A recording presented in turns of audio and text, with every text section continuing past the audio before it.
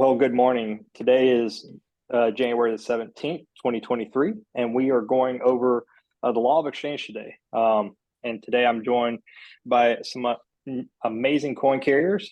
And as my goal in this for coin carriers is to help the coin carriers help get their own better understanding and perspective of how the laws are connected so they can utilize that to help generational wealth and their own goals. And everyone has their own goal of what generational wealth may look like. It could be $500,000, or it could be $500 million. There's not a right or wrong answer. Last week, we went over the law of the architect. And the law of the architect is, as I referred to last week, is kind of the outer rim of the dream weave, the dream catcher. So it's that outer parameter, and now we're going to start weaving across and creating this web. But with the architect, you have to know what you're good at. Whether you're a W-2 employee, an entrepreneur, solopreneur, small business owner, there is a difference in every single one of those. We're not going to get into those today, but I think when you're an architect of something, you're providing a solution for someone. It's something that you're either very, very passionate about, or you just have an immense talent at doing something.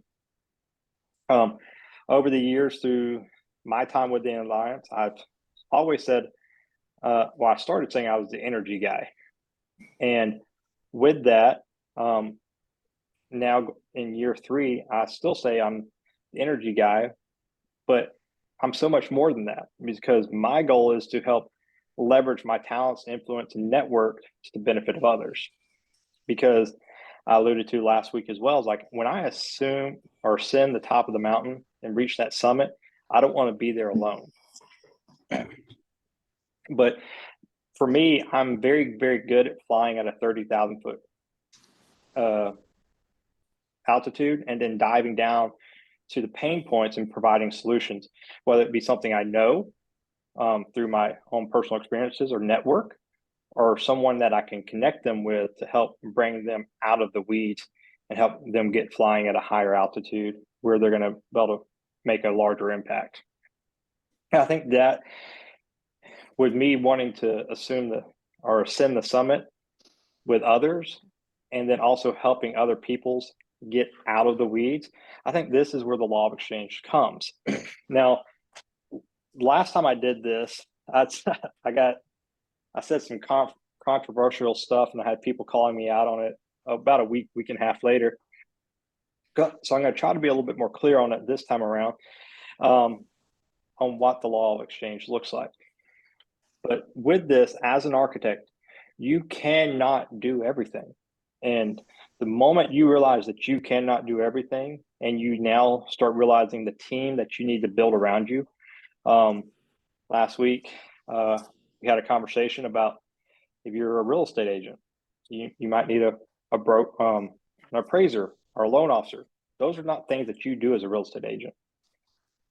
So you have to build a team around you to help get things done in a timely and efficient manner. You have to know what things are. But if you don't know the SOP of getting a loan originated, then you might say, hey, yeah, we can get this taken care of in 7 days, where it may inherently be 10 or 14. So you're setting bad expectations.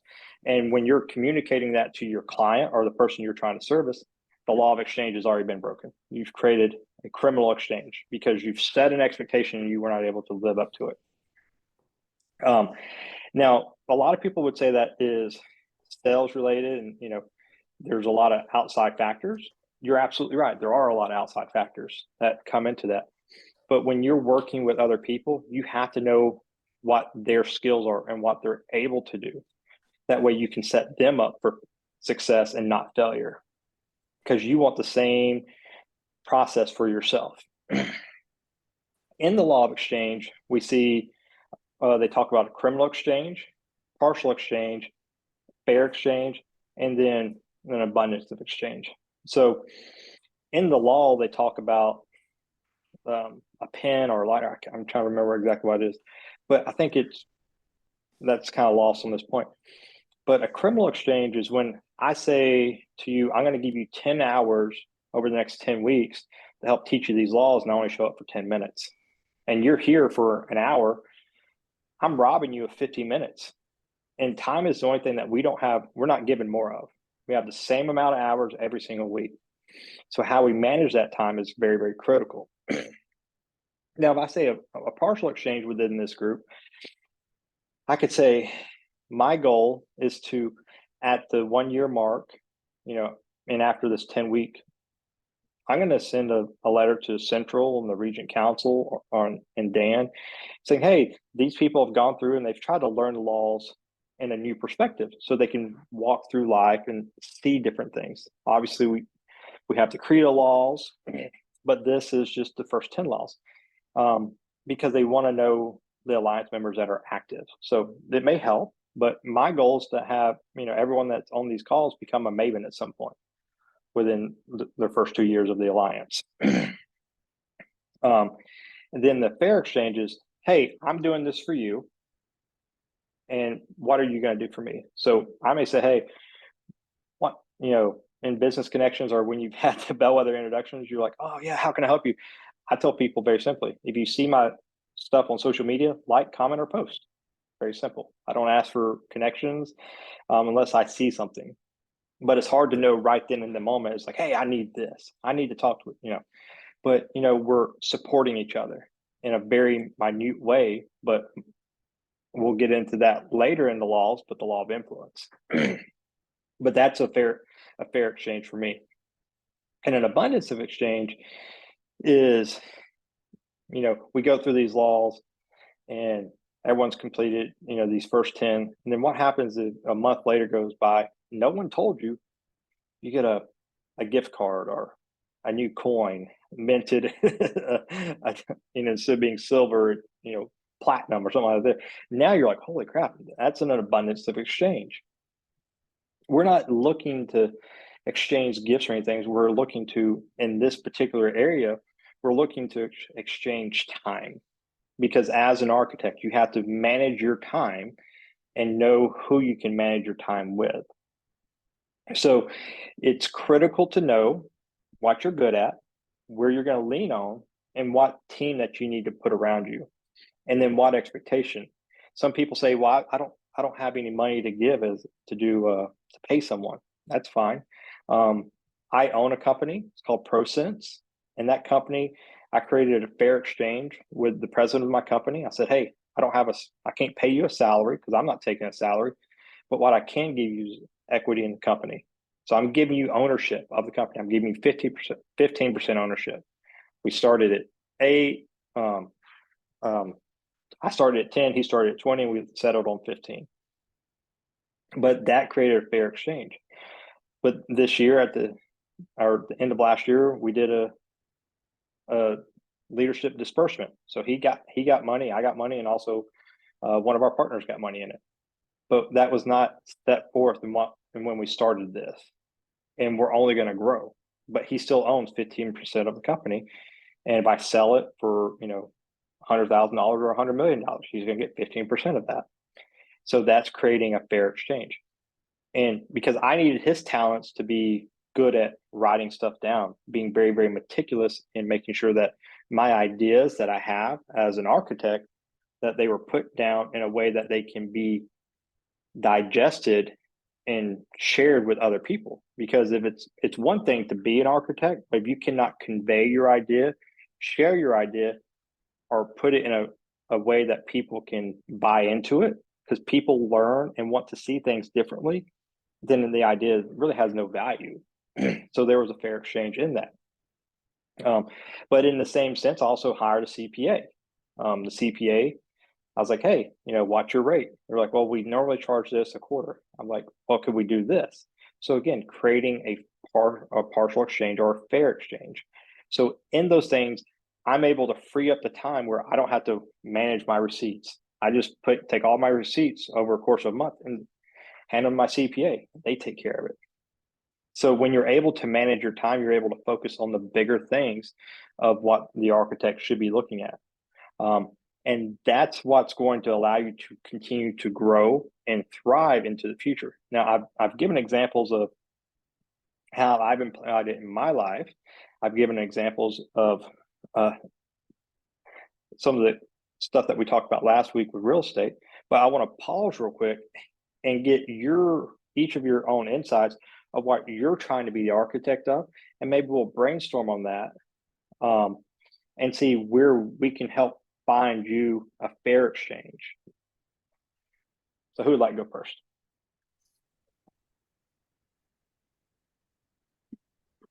I'll go. Okay, go ahead. So I'm building my own business at the moment. It's consulting and the baking business, right? And so Mhm. and the reason the consulting comes out is because right now I do consulting for big corporate. But I do it as a contracted employee for a niche consulting firm. And so my big plan is to actually be this design custom cake designer, but in doing so, I can't bake 60 hours a week. I mean, Mhm. I'd drop dead, and then it would suck the joy out of what I love to do. But what I do find is that people come to me all the time and ask me for help with their ideas and things that they want to start, because I'm good at helping people weed through that and to basically kind of knock, kick the tires a bit and see if it's actually a great idea, if there's a market for it. Because, people come up with tons of ideas and things like that, but a lot of times they fail because they never did the due diligence behind it to see if there Mhm. actually was a demand for that. So I'm building this out, but it's in reaching people, entrepreneurs that actually, being able to speak to them. It's like I kind of like lose where that's supposed to be. And but I do know, my friends and things who are looking for that. So it ends up becoming an exchange of ideas. But sometimes I feel like I'm not quite clear on this partial exchange, Mhm. but I'm wondering if that's where I'm living my life at the moment in terms of this fledgling business, because I'm giving a lot away for free and not getting very much in return. And I keep chalking it up to, well, it's it's marketing, or I'm going to get my name out there, and honestly that doesn't really happen, so I'm kind of Mhm. stuck. Yeah. Well, so with that there, I think it's very important that you know what your worth is. And a couple weeks ago on our monthly call, Dan mentioned, $100 to $200 an hour, $500 an hour. So obviously, your friends and family, you're probably not going to charge that. But what can you get in exchange for that? What the what? Because you said that baking 60 hours a week would take away your passion for being creative. To sum it up. So how can you leverage that? So you might, because also know how big ovens are. Unless you've got a commercial kitchen, you're limited on space. Nope. So My how do you business is Tiny Kitchen Baker, so that yeah, says it all. yeah. So how do you leverage that?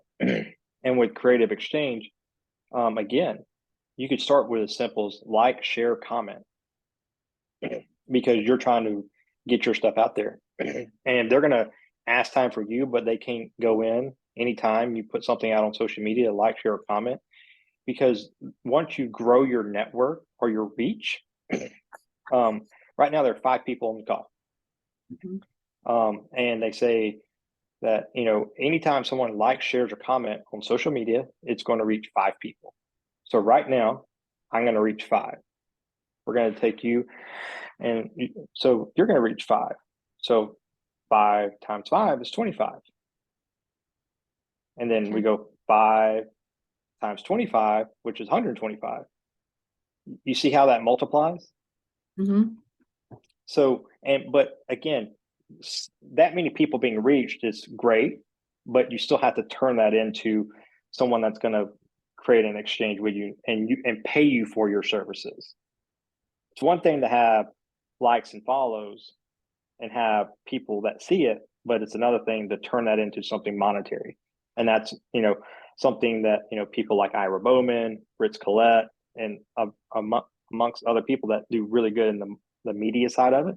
And I've worked with both of them. And I recommend reaching out to them to see how you can do that.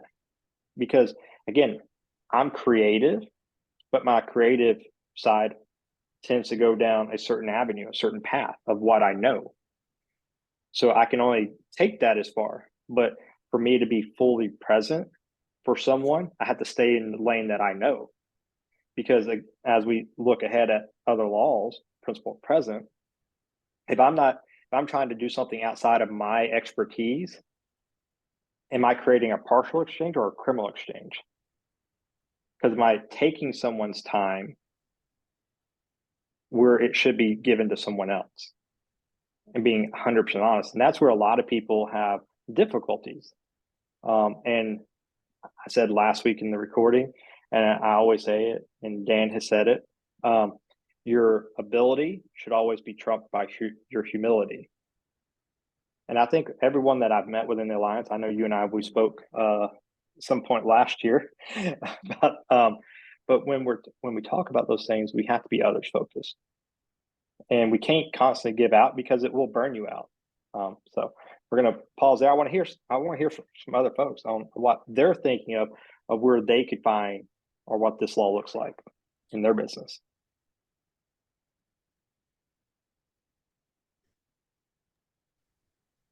Here, I can go up here. Yeah, go ahead. Hey guys. So I actually have a bit of the same problem. I give a lot, and I don't get a lot of in return. But again, that's my own fault, I think, for not taking control of that time. I don't know. It's tough. The law of exchange. I've been trying to go over this. I know I started with the architect, and that's made me reflect a lot more on how everything is being built. I'm in real estate for the rest of you there, and I'm looking to try and help as many people in the area as I can, and I'm trying to build a bit more of a team to leverage other people.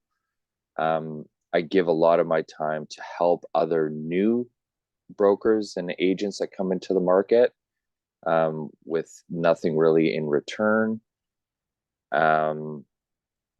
Yeah, sorry, I'm getting a little bit lost. I'm like all over the place with this. Yeah. It's just getting me thinking, and I have to, I think, settle everything down and really reflect on how this will affect me moving forward. Yeah. Well, I think one thing that you should look at, and as I talked about, like, share, comment, or post. Another thing that in the real estate, it's all about referrals. So Right. With your business, if you do not have a business page now, create one, or a Facebook business page, create one. And for every time you give a referral, ask for a review. Yeah. Because let's say you do, let's go 5 referrals a month. It's 12 months in a year. So that's 60 reviews a year. That's more than a lot of businesses get currently that may have a much bigger reach. But when you have that many people looking out to you, and again, I don't understand the SEO and all the Google Analytics and stuff like that. Yeah. But when people are looking, they're going to look for a warm introduction. And unfortunately, it may not come via a phone call or an email. It may just become, hey, I saw this, and I recognize that because we follow each other on, Open Table or whatever it may be, or Google review, and I've seen the other reviews, and I respect that person. I'm going to give you a call. So that could be something that you ask for. Okay. And again, that's a partial exchange. Is it fair? That's up to you. Fair is in the eye of the beholder. And that is where I was alluding to earlier. It's in the last time I went over this, I became confrontational because I said, everyone knows what a criminal is. Everyone, I think, particularly lives in a partial exchange or fair exchange. I think we try to live in fair exchange. An abundance of exchange is what we don't communicate. It's the unspoken. And because yes, you're 3 hours behind where I'm at here on the East Coast. But what happens if, we do this and then I write a review and I'm like, oh crap. And I get my mom to write a review for you, or my wife, or one of my other colleagues to write a review for you. Just because I know that that's what you're trying to do. You're trying to build your business and you're trying to get that. Right. That's an abundance. You didn't ask for it. We're here trying to figure out how to create influence, how to create a leverage position for you being the architect of your business. How can we create that leverage position? And in that, I have influence that you don't have, and you have influence that I don't have. But if we're able to leverage that to help someone, and again, these are later laws, the law of influence, the law, I can't remember exactly, leverage. It's not influence, but these laws are in that you're going to hit later as you get into the lines. And that is an abundance. It's the unspoken. I think we try to be fair in every deal. But if we don't communicate, and it has to remember an exchange is between two parties, whether it be two businesses or two people, it's between two. You can have an exchange among three, but it gets a little complicated. But we're going to keep it simple here because we're keeping it the basis of the framework of the dream catcher. We have the law of the architect. What are you the architect of? And what's the exchange you're looking for? Point A to point B. And then you could have that from a broker and an investor, a hard money lender, whatever it may be. Those are different exchanges with different people, but that person's only working with you. You see how that works, because you have to be the captain of that. But with that there, if you know what you're the architect of and what you're trying to build, you can say, all right, yes, I need this and I need this. For every time that you reach out to me, I would like for this. And if I help you out, or if I reach out to you, this is what would you like in exchange? Because now you're creating a fair exchange. You just have to really articulate what you want. You have to be very clear. This is what I'm looking for. Yeah. Okay. And that's tough. That can be tough. Yeah. Sorry. Like I have a client right now that, I was very, very blessed to get, and they were not expecting it. But, I found out that they were a big proponent of tequila, and I have some friends in the bottling business, and I was able to secure a pretty exclusive bottle of tequila for them. That's an abundance of exchange. I met them with their terms, pricing, so I created a fair exchange. They were utilizing my resources and connections to get the pricing and stuff when they needed it. That was fair. But it also, for them, they didn't know they were creating an abundance exchange for me because I needed that sale. But they didn't know I had this relationship that could help them personally. So there's abundance exchanges on both sides. The abundance is, I think, unspoken. And so if you take out the AB and you look at the UND, undance, I think it's the UN, unspoken. So I know that's a little bit of a stretch. I have a hard time drawing correlations with that, but those are things that we have to look at.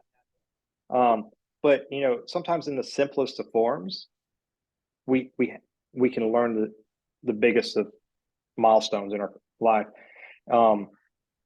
And it's nice because it's something that I've borrowed from the Viceroy, because he tells the story about when he had the talk with his son. He's like, I'm cutting you off. And he's like, I'm not going to do these things for you anymore. And his son's like, what? He's like, well, I'm still going to feed you. I'm still going to clothe you. I'm still going to put that roof over your head because, illegal to throw you out on the street. But if you want something, you're going to have to earn it. And so he tells a story about a son wanting a bearded dragon. So he's like, well, what are you going to do in return for me to earn this? And now I do the same thing with my children, because we have to create that exchange. And we cannot give, and we may expect nothing, but with most people that we do business with, especially in the alliance, they're looking to, reciprocate in some form. So if you don't know what to ask for, you're going to set yourself up to go leaving something on the table. So when you can ask for something simple in any conversation, it creates an opportunity for you to come back and say, well, crap, that was really easy. Well, how can we do that again? Because you want to be easy to do business with, but you have to be clear and articulate about what you're the architect of and what you're proficient at. And I say proficient at is because sometimes your passions are not always aligned with your skills or your talents. Right. Because your W-2 job, you may be very, very proficient at coding, but that may not be your passion. So you have to be very articulate what you can provide value in creating that fair or exchange. I'm not going to say partial because you want to look at always a fair exchange. All right, Rachel. Awesome. Thank you. Absolutely. Comments? Oh, no worries. It was a call coming through from Italy, so I had to take it. Yes.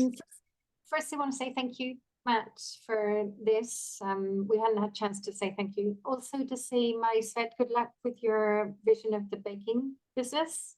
Fantastic. And Timmy, fantastic to hear that you're in the real estate.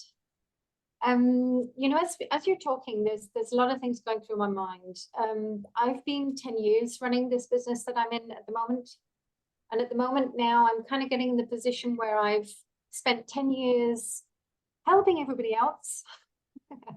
And now over the past year, we're in a position where now I've got a team, we're scaling up, we're coming out. But I have to say, I was for many, many years in that position that I was really always with the philosophy of if I help people, somehow it's going to come back to me. So I'm curious what you also think about that, Matt, because there is that sort of feeling in the universe that, if you give unconditionally, it may not come from the same person, but it does return. And I'm curious where that fits in with this law. Oh, man, that's a tough one. So clear disclosure, this is not a religious or political organization, but I do believe in a higher power. It's tough to say. It's always tough to measure. Yeah. I say at around 18 months here in the Alliance, I really struggled, really struggled because I was pouring out probably 14 to 15 hours a week. Connecting with people in the Alliance, always, trying to be others focused, and it burnt me out. And was it anyone's fault? No, the only person I could blame was myself. Because this year I will be celebrating 16 years of marriage with my wife. And I still remember 17 years ago going through premarital counseling, and my love language is words of affirmation, as I think it is for a lot of men. As I'm pouring out into people, always uplifting people, always spotlighting people in the Alliance. Anytime I got on the call and I said, the monthly call, I was like, oh man, you guys, I was always, boo. And it was nice to do that. It made me feel good, but I never got poured back into. So I was creating an abundance exchange for someone else, and they were like, oh yes, this is awesome. But for me, it started becoming criminal, because it was robbing me of my own time and passion. Now, to that being said, were there other things, measurables, that were filling my life full of passion? Yes. So it's hard, but I started, because for me, it was hard to discern one from the other. I like saying I'm very good at keeping stuff in silos, but I started holding resentment in that. So you have to be very, very cognizant of that. So you're not saying, well, I created an abundance exchange, I didn't get anything back, so this is a criminal exchange. So you have to be forthcoming with that to push that forward. Because if you're going into any negotiations or any partnership without conveying what your goals are, then you are setting yourself up for a partial or criminal exchange. And yes, we want to be others focused. And if you put good out, you're going to get good back. and you never know where that's going to come from. But I think that also ties into being fully present, the principle of present in the way, where you're at. Last week I mentioned, hey, if you're out at a dinner or something like that, you could be sitting there and have a conversation with someone like, oh crap, we could do business together, because you're present in that moment. But you also, if you're present in that moment, you know what you're the architect of and where your skills and talents are to help that person. And now you can create a conversation, a dialogue between two parties that can be there. Now, you may have helped someone else out, and they may have helped you gain clarity on what your skills are and where they poured into you or you poured into them, and then they have that conversation. So it is but you have to know the principles and the laws to make that connection, and you have to be able to truly define one from the other. And that was hard for me. So now I'm very, very, I've pulled back. I've put less hours into Alliance, but I create hopefully more lasting, long-term relationships. As anybody that, married, when we talk, I said, hey, if you have any questions, you've got my cell phone number, text me, call me. I can always find 10 or 15 minutes of my day to have a conversation with another coin carrier. You've never taken me up on that. I have had people taking me up and say, hey, what do you think of this here? But, I also know that those are the same people that are trying and talking about me because I stay front of mind for them. And that's hard to know. If I'm always keeping someone front of mind, but they're not doing the reciprocating that, because I'm like, oh crap, I've gotten calls from coin carriers I've never met, that were not introductions. Like, oh, well, Harish Bierman said to reach out to you. Paulette Williams said reach out to you. People that I know keep me front of mind, and I keep them front of mind. So it's knowing where those connections lie, so you can draw connections to break through those silos, because that is fair. That is an abundance of exchange, because they're always thinking about trying to uplift someone else that may have a different skill set. So it is difficult, but I think some people may have an easier time with it. But as we go through life, as we look at our past experiences in life and our past traumas and successes, they will determine how you view each one of those things. Because I believe, put good out, you get good back. I believe in turning the other cheek. I still, if you listen to any of the podcasts I've done with, a lot of the coin carriers, I always reference my father, and how he would take his shirt off for anybody. It could be, 30 degrees outside and someone said, hey, I need a shirt. He'd take it off and give it to him. And my dad's 75 plus years old, but he would do that because he truly has that heart.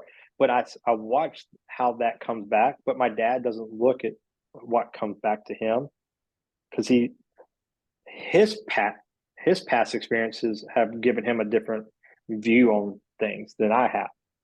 It's not that one's right or wrong, but you have to know what lens you're looking through. And your lens is your lens. I can provide you perspectives, which may help, change that rose colored lens to more of an orange or blue or whatever it may be, or yellow. But it's when you're able to take that in and view the situation you're on, because only you know what's best for yourself. Because again, generational wealth is different for everybody. And we'll get into that a little bit later as we get through these laws. But some people, generational wealth is $1 million. Some people, it's a lot more than that. I know a guy that it's just him. He's never married, never had kids, doesn't have any siblings. Parents are unfortunately deceased, and he's just trying to make an impact. He doesn't need a lot of money. So his definition of generational wealth is a lot different than someone that has more to dispose of, or needs a higher disposable income. So we'll have to look at that. Well, it's a great question to ask, but it's one that, as hopefully we get through these 10 weeks, you can say, all right, well, I've got the law of the architect. What am I the architect of? Where are my laws of exchange happening? And again, that create 4 or 5 pieces because of each partnership that you have and what you're providing them and what they're providing you. And then as we go in and keep filling this out, you're going to see a lot of that stuff go through and say, okay, how does this fit?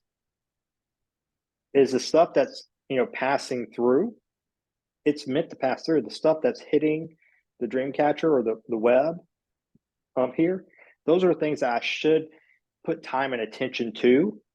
But now, because you're the architect and you know how to create a fair exchange, you're able to manage the time that you spend on that and the team that you put on that task, whether you're a part of it or someone else is a part of it. And as we get into each of the laws, principal present, law of perseverance, law of 2 rabbits, all these different laws will help bring a clearer picture for you in that. Because I will say that's what it's done for me. But the biggest thing is, as most of the people I've talked with in the alliance, they were very much like me. They got the law, listened to it, and like, oh yes, I got the first law, and then you wait 7 or 10 days, you get the second law, and you get 7 or 10 days, you get the third law. But they never went back and listened to them in unison. And I can say as a resource and a challenge I will do for you, I'm going to create a fair exchange for the gentleman that brought me in, Jason Duncan. I'm going to speak highly of him, but he has his group called Exit Without Exiting. How do you become the CEO and become irrelevant in your business, where you're not an essential employee, where the business can run without you? And then this either yesterday or Saturday, he was down in Pensacola for those that were able to go to Pensacola, and he gave a talk about delegation. And his talk on delegation has a lot to tie into the law of exchange. But within that, exit it without exiting, you have a team.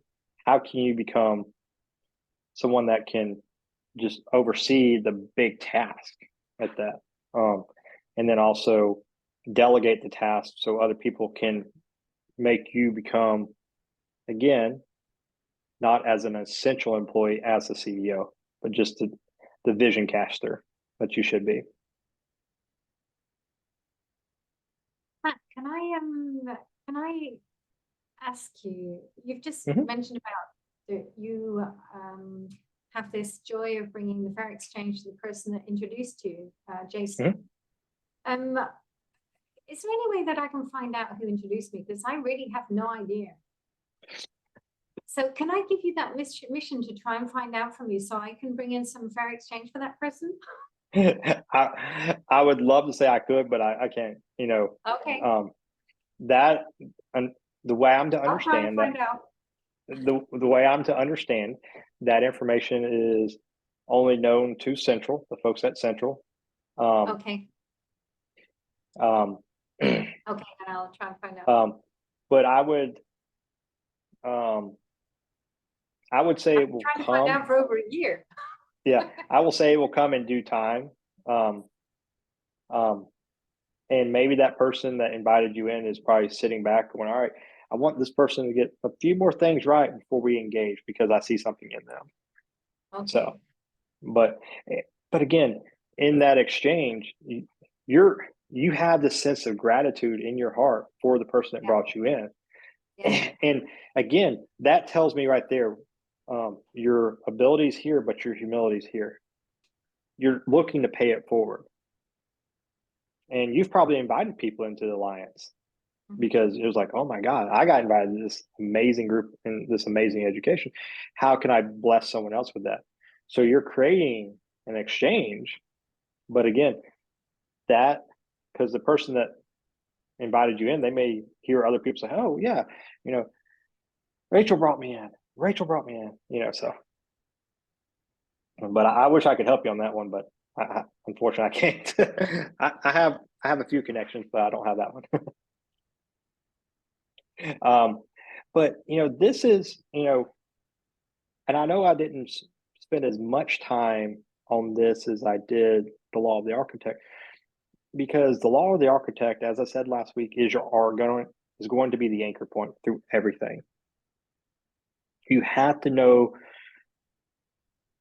your skills, your passions, the things that allow you to, do have unhuman like abilities to, lift a car off someone, or, bust through a brick wall, whatever it may be. And I know those are kind of comical in their imagery, but we have to think of the law of the architect being that anchor point of, if I know I'm really good at connecting people and I like meeting people, for me, this is only me. How can I make that better? I can meet more people and know what I'm really good at. If I'm really, really, really good in the trade organization, but it's not to say I can't learn the medical lab space, which I did in my time here in the Alliance, or I can't learn the HR because I do have a master's degree in human resources. But how do you connect someone that has a problem with someone that has a solution? In my environment at ProSense, we say we connect buyers and sellers. But I like connecting people that have problems or knowing a known issue with someone that has a solution. I might be that solution provider, or I might have someone that can be that solution provider. But if I can connect them and bring those two together, and now that person that provides a solution is able to make a monetary gain off of that, that's a good thing.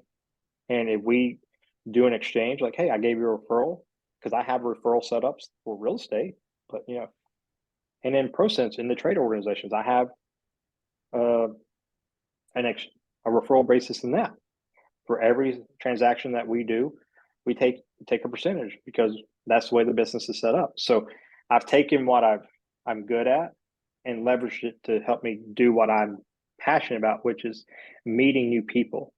Because the podcast I did with Otis McGregor and his son Cam, I said the more conversations I have, the more knowledge I gain, which gives me more freedom, which is a powerful place to be. So you have to look at it in your own light, your own perspectives, but knowing what you're the architect of truly, or what you want to be the architect of, and starting to write that out in a context. And if things fall off, they fall off. Do not worry about it, because the plan is never perfect. The law of the lock, 80%, put it to market, because you can't make 100% of the people happy. So how do we do that as being the architect of what we're skilled at, what we're passionate about? And when we can do that and convey that on a regular basis, in a concise basis, we're able to build that team around us so much more succinctly, I would say, and then that allows us to empower people to help us take our vision to places that we've never seen, because they have a different perspective on that goal. And that's why I encourage everyone in the Alliance to have as many conversations about the laws and how it's impacted them, and share their ups and downs within that law, because I don't revel with people's successes as much as I do with their failures, because their failures did not I create an identity for them. It created an opportunity for them to learn, pick themselves up, and move again. And that's what people come to us for in all of our businesses, is because we're an expert of how to get from point A to point B, but we're able to point out all the potholes. So how are we able to do that? And those are things that we have to take in consideration of putting that team around us to help us see the potholes that we're not familiar with in different avenues, whether it be marketing, accounting, IT, whatever those things might be, to help us really reach more people with, to create that generational wealth that we're looking for. But with that, I'm going to pause and see if you'll have any more comments as we're getting close to time.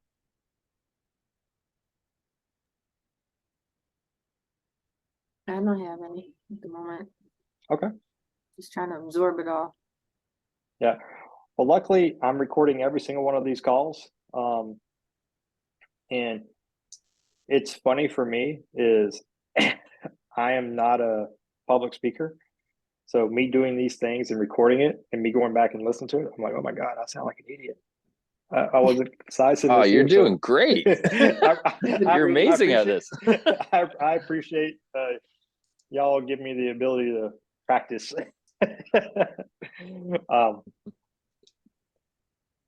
But so next week we're going to go over the law of open cycles. And this one here, I'm going to go ahead and give, everyone should have the email for next week. And also the provided the law to in a PDF format.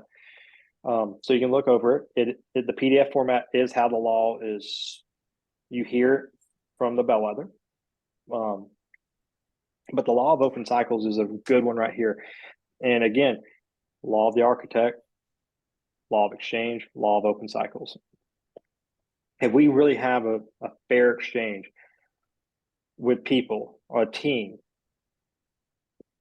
your open cycles should really start scaling down, because now you're able to delegate and give someone else power where they can thrive, and allow you the ability to have cast visions on what you're trying to do.